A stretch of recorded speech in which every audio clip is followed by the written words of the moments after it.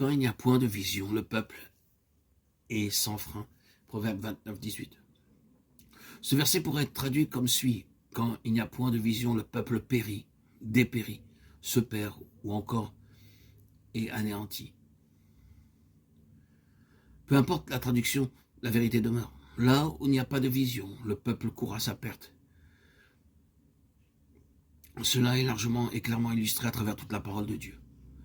Nous trouvons un exemple flagrant au début de la période de Samuel. Nous lisons en 1 Samuel 3:1, la parole de l'Éternel était rare en ces jours-là. La vision n'était pas répandue. À cette époque, il n'y avait pas de vision. C'était chose rare. Et nous savons la situation déplorable qui prévalait alors. Je suis personnellement persuadé que beaucoup parmi le peuple de Dieu pourraient aujourd'hui s'identifier à cet état de choses. Bien que nous n'utilisions pas les mêmes termes et ne les appliquions pas de la même façon dans notre situation présente, nous sommes néanmoins impliqués dans l'expérience qui est rappelée dans ce verset. Nous éprouvons la nécessité de nous adapter, de conformer nos idées, d'accommoder notre façon de penser, d'accorder notre attitude à la situation présente. Beaucoup de possibilités auparavant envisageables semblent maintenant inaccessibles. Il y a une bonne part des choses qui doivent être mises de côté. Nous rencontrons des retenues et des limitations dans nos mouvements et activités spirituelles. Certaines choses que nous faisions auparavant sont maintenant devenues irréalisables.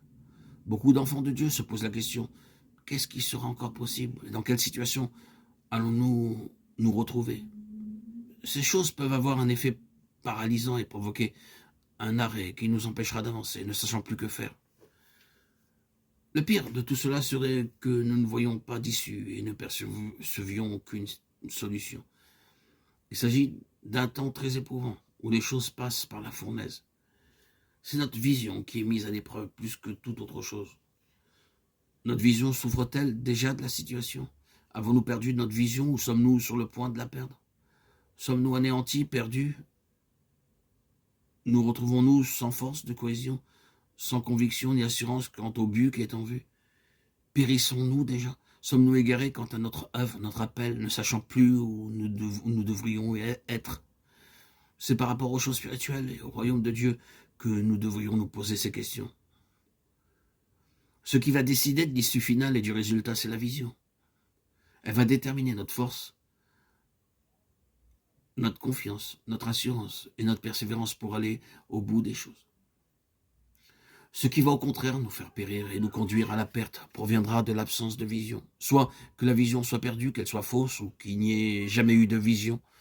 L'absence de vision divine entraînera un désastre spirituel. En revanche, cette vision sera la base de la victoire dans toutes les situations et l'assurance du triomphe final.